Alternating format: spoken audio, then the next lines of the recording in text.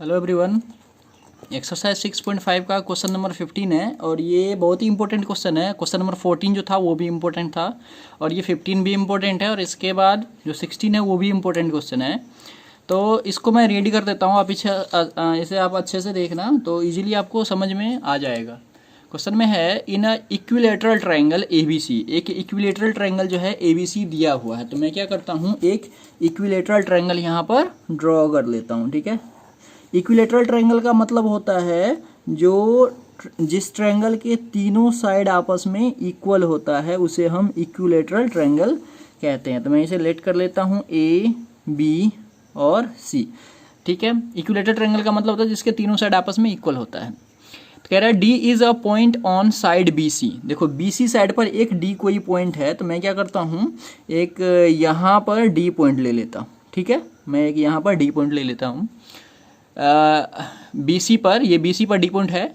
इसमें ये नहीं कह रहा जो बीच में है या फिर परपेंडिकुलर है, तो इसलिए मुझे साइड में कहीं लेना पड़ेगा। तो मैंने यहाँ पर D पॉइंट ले लिया।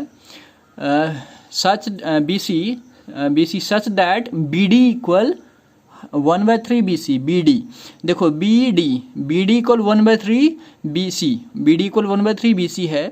तो प्रूव दैट 9AD, तो AD को आपको मिलाना पड़ेगा। इसे मैं क्या करता हूँ, यहाँ पर ज्वाइन कर देता हूँ। ठीक है, 9AD इक्वल टू 7AB का स्क्वायर, ये चीज़ें आपको प्रूव करना पड़ेगा। ठीक है, तो मैं इसको क्या करता हूँ, सबसे पहले लिख देता हूँ इसमें क्या क्या गिवन है। तो इसमें गिवन है जो ABC is an equilateral triangle. ठीक है, ABC is an equilateral triangle. और इसमें मैं क्या करूँगा, लेट कर लूँगा जो पहले मैं लिखता हूँ टू प्रूफ। और एक चीज़ और गिवन है, ये रहा BD इक्वल 1/3 BC, ये भी गिवन है। उसके बाद इसमें क्या प्रूफ करना है आपको, टू प्रूव है 9AD का स्क्वायर इक्वल टू 7AB का स्क्वायर, ये चीज़ें आपको प्रूफ करनी है। ठीक है, तो इसमें एक छोटा सा काम क्या करना है आपको, देखो यहाँ पर AD का स्क्वायर है, AD का स्क्वायर है। ये AD का स्क्वायर यानी कि ये तो तभी पॉसिबल होता है जब इसमें पाइथागोरस थ्योरम लगता है, जब ये 90 डिग्री का एंगल, एक राइट एंगल ट्रायंगल बनता है तभी। इसमें तो ना तो ये 90 डिग्री राइट एंगल ट्रायंगल है, ना ही ये राइट एंगल ट्रायंगल है, तो इसमें तो AD का स्क्वायर तो पॉसिबल ही नहीं है। तो इसके लिए हमें क्या करना पड़ेगा, कंस्ट्रक्शन करना पड़ेगा। तो क्या कंस्ट्रक्शन करना पड़ेगा, देखो मैं लिख देता हूँ। इसके लिए कंस्ट्रक्शन क्या करना पड़ेगा आपको, यहाँ पर A से यहाँ पर एक परपेंडिकुलर ड्रॉ करना पड़ेगा। जैसे मान लो मैं यहाँ पर कोई E पॉइंट ले लेता हूँ। ठीक है, और ये मैं इन दोनों को क्या करता हूँ, ज्वाइन कर देता हूँ। मैंने क्या करा, ज्वाइन कर दिया। ठीक है, सॉरी, ये ठीक से मैंने क्या करा, इसको ज्वाइन कर दिया, ये परपेंडिकुलर है।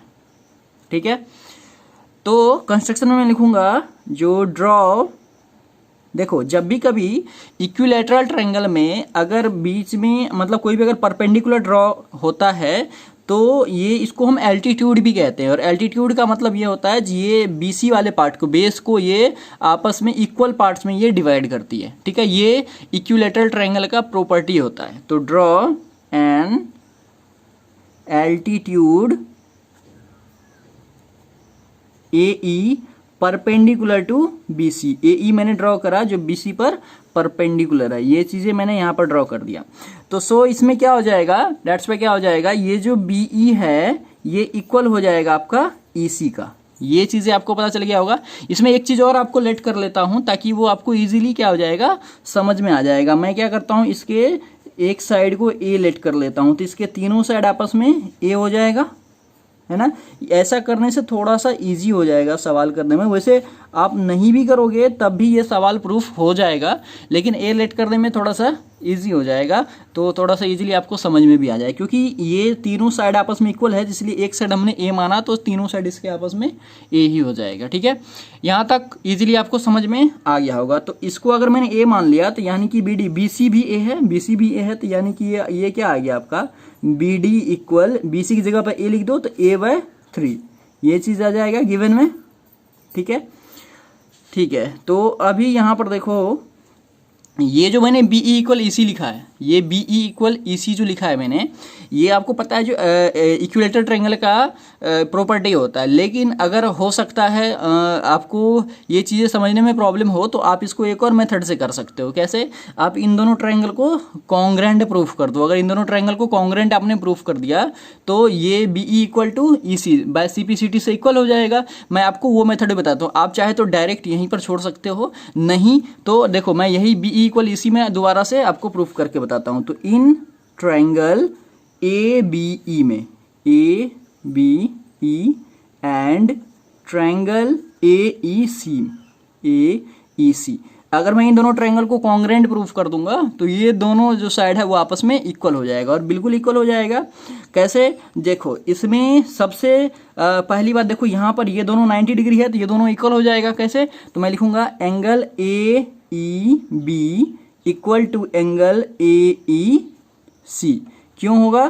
क्योंकि बोथ आर 90 डिग्री। पहला आ गया रीजन। दूसरा रीजन इसमें क्या हो जाएगा? देखो इस अगर ये इक्विलेटरल ट्रायंगल है तो इसका एंगल बी सॉरी ये आप नहीं भी लगाओ तब भी देखो इसमें ये ए बी और ए सी क्या है? इक्वल है। ए बी और ए सी इक्वल है। देखो ए बी इक्वल टू ए सी है क्योंकि इक्विलेटरल ट्रायंगल है, इक्विलेटरल ट्रायंगल है ना। इक्विलेटरल ट्रायंगल के चारों साइड आपस में इक्वल होता है। ये बड़ा वाला ट्रायंगल इक्विलेटरल ट्रायंगल है ना, तो ए बी इक्वल टू ए सी हो जाएगा। और इसमें एक चीज़ देखो, इन दोनों ट्रायंगल का जो ए ई है ये कॉमन है, तो आप लिख दो ए ई इक्वल ए ई। ठीक है, ए ई इक्वल ए ई। और ये मैंने क्यों लिखा? क्योंकि ये कॉमन है। तो यहाँ से देखो आर एच एस, ये राइट एंगल है, आर एच एस से ये दोनों ट्रायंगल कॉन्ग्रेंट हो गया। ये राइट एंगल है, ये क्या है? हाइपोटेनस है और एक साइड है। तो आप यहाँ पर लिख सकते हो जो triangle A B E similar नहीं कॉन्ग्रेंट है, ये congruent to triangle A E C, ये आ जाएगा by R H S. R H S का मतलब होता है राइट एंगल, हाइपोटेनस और साइड। तो राइट एंगल ये है, हाइपोटेनस ये है, और ये साइड बीच वाला जो हमने कहा। तो इस मेथड से ये दोनों ट्रायंगल क्या आ गया? कॉन्ग्रेंट हो गया। तो कॉन्ग्रेंट अगर हो गया तो इसके जो आपस में जितने भी करस्पॉन्डिंग साइड्स होता है वो आपस में इक्वल होता है। तो यानी कि ये दोनों साइड तो है ही इक्वल, तो B E equal to E C हो जाएगा। यहाँ पर आ जाएगा B E equal to E C. ठीक है, और ये क्यों आएगा? क्योंकि by C P C T, corresponding parts of congruent triangle, CPCT का मतलब होता है। तो ये देखो यही चीज़ मैंने डायरेक्ट ऊपर में लिख दिया था, ये डायरेक्ट लिख दिया था ना, यहाँ पर देखो ये बी ई इक्वल ई सी मैंने डायरेक्ट लिख दिया था। तो चाहे तो बस आप इतना सा लिख करके सवाल क्वेश्चन को आगे बढ़ सकते हो, नहीं तो आप इतना लिख दो। हो सकता है इतना सा आपको समझ में नहीं आया होगा, तो ये चीज़ें जो है ना आप कॉन्ग्रेंट प्रूव करके इसको आप इक्वल लिख सकते हो। ठीक है, अब इसमें क्या है? देखो ये जो बी ई और ई सी है इसका मैं रफ में वैल्यू निकाल लूँगा। कैसे? देखो ये जो बी ई है, बी ई और ई सी इक्वल आ गया, तो आप यहाँ से बी सी इक्वल क्या लिख सकते हो? B E plus E C लिख सकते हो ना। यहाँ देखो B C equal B E plus E C लिख सकते हो। और आपको पता है जो बी ई और ई सी है वो आपस में इक्वल है, तो यहाँ पर B E plus B E लिख सकते हो, कोई दिक्कत नहीं है। तो यहाँ से क्या आ जाएगा आपका? बी सी इक्वल आ जाएगा टू बी ई। ठीक है, तो टू बी ई आ जाएगा अगर, तो अब देखो ये यहाँ से अगर मैं बी ई का वैल्यू निकालूं, बी ई का अगर मैं वैल्यू निकालूं, देखो बी ई का जो वैल्यू होगा वही ई सी का भी वैल्यू होगा। तो B E equal to E C मैं डायरेक्ट लिख देता हूँ, यहाँ पर B E equal to E C direct लिख देता हूँ, क्योंकि दोनों इक्वल है। जो बी ई का वैल्यू होगा वही ई सी का भी वैल्यू होगा। इक्वल टू क्या आ जाएगा? देखो B C by two, B C by two आ जाएगा। यानी कि ये बी सी को हमने क्या ए लेट कर रखा है, देखो ना बी सी को मैंने ए लेट कर रखा, तो ये आ जाएगा A by two, A by two. ठीक है, इतना सा आपको समझ में आ गया। मतलब यहाँ से आ गया आपका B E equal E C equal A by two, यहाँ से आपका ये आ गया ए बाय टू। देखो सबको मैं ए के फॉर्म में कर रहा हूँ क्योंकि आपको सॉल्व करने में इजीली हो जाएगा, इजी हो जाएगा इसलिए कर रहा हूँ। तो ये ए बाय टू आ गया, आपको यहाँ तक समझ में आ गया होगा। ठीक है, देखो यहाँ तक तो बिल्कुल छोटी छोटी चीज़ें थी जो आपको बिल्कुल इजीली करना था और इजीली आपको ये समझ में आ भी गया होगा। अब देखो अब क्वेश्चन यहाँ से स्टार्ट गया होगा।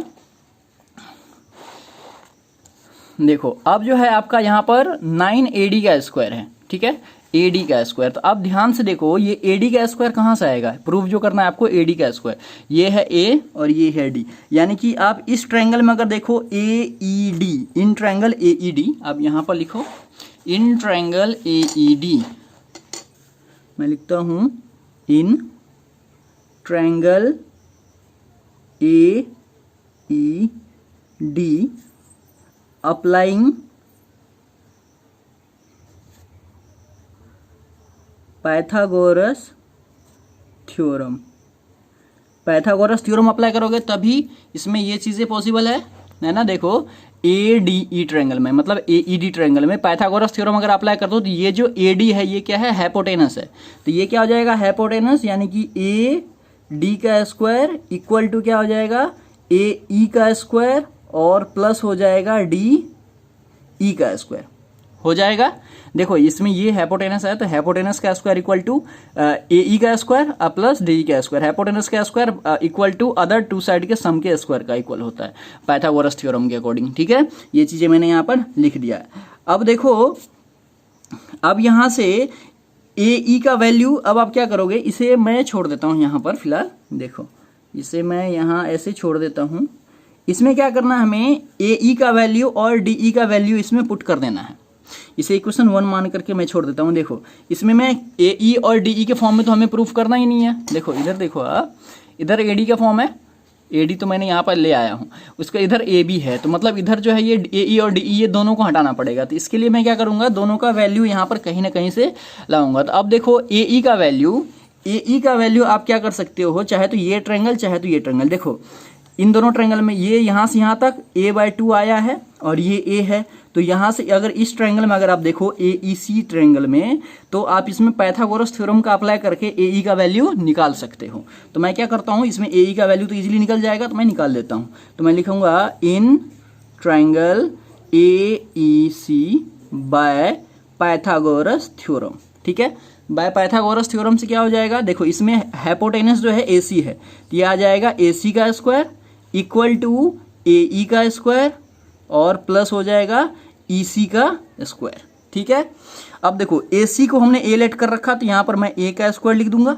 ठीक है, AE का स्क्वायर जो AE है, AE आपको निकालना है तो AE का स्क्वायर ऐसे ही रहने दो, इक्वल टू EC का स्क्वायर।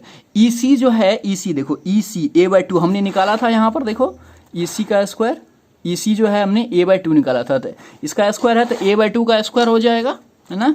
यहाँ पर क्या आ जाएगा, a/2 का स्क्वायर आ जाएगा। ठीक है, अब देखो मैं क्या करता हूँ, इस a/2 को इधर शिफ्ट कर देता हूँ, तो ये हो जाएगा a स्क्वायर और माइनस ये प्लस में इधर आ जाएगा, तो माइनस a का स्क्वायर, या इसे मैं ओपन कर देता हूँ, a का स्क्वायर बाय में 4 आ जाएगा इक्वल टू AE का स्क्वायर। इसे मैं कैलकुलेशन कर लेता हूँ, इसके नीचे 1 कर दो, इसका एलसीएम लो तो 4 आ जाएगा, ये आ जाएगा 4a का स्क्वायर माइनस a का स्क्वायर इक्वल टू AE का स्क्वायर। ठीक है, यहाँ से क्या आ जाएगा आपका, ये आ जाएगा 3a का स्क्वायर बाय में 4 इक्वल टू AE का स्क्वायर। ठीक है, यहाँ तक आपको समझ में आ गया होगा। देखो AE का स्क्वायर हमारा आ गया। बहुत ही इजी सा क्वेश्चन है ये, थोड़ा सा लेंदी है और इम्पोर्टेंट क्वेश्चन भी है, इसे आप ध्यान से देखना, इजीली समझ में आ जाएगा। तो देखो इसके इक्वेशन 2 लेट कर लेता हूँ मैं।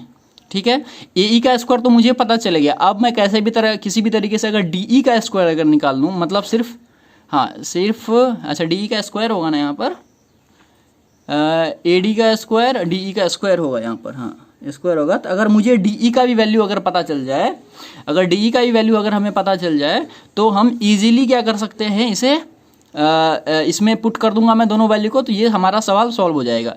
तो DE का वैल्यू आप कैसे निकाल सकते हो, ये देखो DE का वैल्यू, अब देखो आप यहाँ पर बहुत ही सिंपल सा स्टेप मैं अभी भी करूँगा, देखो ध्यान से। नाउ जो DE है, आप ध्यान से देखो, जो DE है, DE को मैं क्या लिख सकता हूँ, DE को मैं लिख सकता हूँ BE, है ना, BE माइनस BD।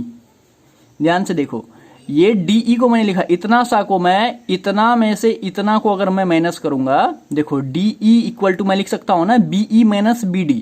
मैं इस पूरे में से मैं इतना को माइनस कर रहा हूँ, तो DE बचेगा हमारा, है ना, यहाँ पर DE ही बचेगा। तो मैंने वही चीज़ लिखा है यहाँ पर, है ना, ये आपको समझ में आ गया होगा। डी ई इक्वल टू पूरे में से बी ई में से ये बी डी मैंने माइनस कर दिया, तो ये डी ई हो गया, ये लिख सकता हूँ मैं। अब देखो डी ई का वैल्यू हमें निकालना है, तो D E as it is मैं रहने दूंगा। अब देखो बी ई का वैल्यू अभी अभी हमने निकाला था, देखो बी ई का वैल्यू हमने निकाला था a/2, तो मैं यहाँ पर लिख देता हूँ a/2 और माइनस बी डी। देखो बी डी का वैल्यू, बी डी का जो वैल्यू है वो गिवन है इसमें, देखो बी डी इक्वल a/3 है ना, यहाँ पर bc/3 था तो bc की जगह पर a हो जाएगा, तो a/3 आ गया, तो बी डी का वैल्यू a/3 है, तो आप यहाँ पर पुट कर दो a/3। इजी सा क्वेश्चन है बहुत ही। 3 2 = 6, इसका एलसीएम ले लो, 6 ये आ जाएगा 2 3 3a - 2a, ये आपका आ गया यहाँ पर आ जाएगा, देखो डी ई, तो डी ई का वैल्यू आ जाएगा 3a में से 2a जाएगा, तो यहाँ पर a बचेगा, a/6, ये आ गया डी ई का वैल्यू। ठीक है, अब आप इसे क्या करो, यहीं पर चाहे तो आप डी ई का स्क्वायर भी निकाल सकते हो, है ना। डी ई का स्क्वायर कितना आ जाएगा, a/6 यानी कि a² / 36 हो जाएगा। अब मैं उसमें पुट कर देता हूँ, ये इक्वेशन आपका 3rd हो गया। ठीक है, अब देखो ये इक्वेशन 2 और 3, मतलब इसमें ए ई का वैल्यू ये है और डी ई का वैल्यू ये है, तो ए ई और डी ई का वैल्यू मैं इक्वेशन 1 में पुट कर दूंगा। तो मैं लिखूंगा यहाँ पर क्या, from equation 1 2 and 3 we have, देखो इक्वेशन 1 क्या है, ए डी का square equal to A E का स्क्वायर, देखो ए डी का square equal to A E का स्क्वायर प्लस डी ई का स्क्वायर, ये है आपका इक्वेशन 1। तो इसमें क्या करना है आपको, ए डी का तो ए डी रहने दो, इक्वल टू ए ई के, देखो ए ई का स्क्वायर का ये पूरा कंप्लीट वैल्यू है यहाँ पर, तो इसे मैं ए ई के स्क्वायर पूरे की जगह पर आ जाएगा क्या, 3a² / 4 प्लस डी ई का है a/6 का स्क्वायर, क्योंकि ये सिर्फ डी ई का वैल्यू है इसलिए इसमें स्क्वायर तो आएगा ही, और इसमें जो है ए ई का कंप्लीट वैल्यू है, इसलिए मैंने ये बस इतना ही लिखा। अब देखो ये कितना आ जाएगा, 3a² / 4 और प्लस हो जाएगा, ये आ जाएगा a² / 3 3 देखो ये 3a² / 4 और ये आ जाएगा a² / 3 3 6 6 36। ठीक है, अब इसका एलसीएम ले लूँगा मैं, इसका एलसीएम ले लूँगा तो ये कितना आ जाएगा, 36 ही होगा, ये आ जाएगा, डिवाइड करूँगा तो 9 और 9 3 27a² प्लस a²। ठीक है, यहाँ पर ए डी का स्क्वायर आप लिखते जाओ, ए डी का स्क्वायर ये यहाँ पर लिखते जाओ। देखो मैं यहीं पर कर देता हूँ क्योंकि यहीं पर सवाल हमारा सॉल्व हो जाएगा। तो यहाँ से ए डी का स्क्वायर कितना आ जाएगा, देखो 27a² प्लस a² यानी कि 28a² हो जाएगा, 28a² बाय में हो जाएगा 36। अब इसे कैंसिल कर दो, ये 4 के टेबल से कैंसिल हो रहा है, तो 4 9 जा 36 और 4 7 जा 28, तो मतलब ये आ गया ए डी का स्क्वायर इक्वल टू आ गया 7a² बाय में ये 9 है, 9। ठीक है, इतना आ गया।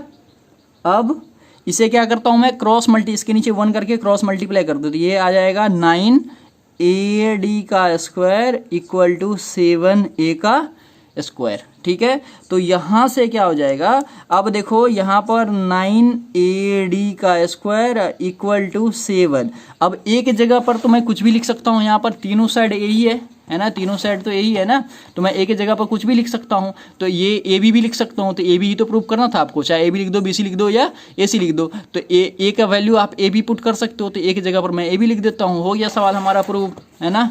यहाँ पर आ जाएगा 7ab का स्क्वायर, एक जगह पर मैंने ए बी को पुट कर दिया क्योंकि हमने ए बी को ए लेट कर रखा था, यही चीज़ क्या करना था आपको, प्रूव करना था। तो बहुत ही इजी क्वेश्चन था, थोड़ा लेंदी जरूर है लेकिन इजी है, आप इसे अगर ध्यान से देखोगे तो बहुत ही इजीली समझ में आ जाएगा। ठीक है, आई होप आपको इजीली समझ में आ गया होगा। फिर मिलते हैं नेक्स्ट वीडियो में नेक्स्ट क्वेश्चन के साथ।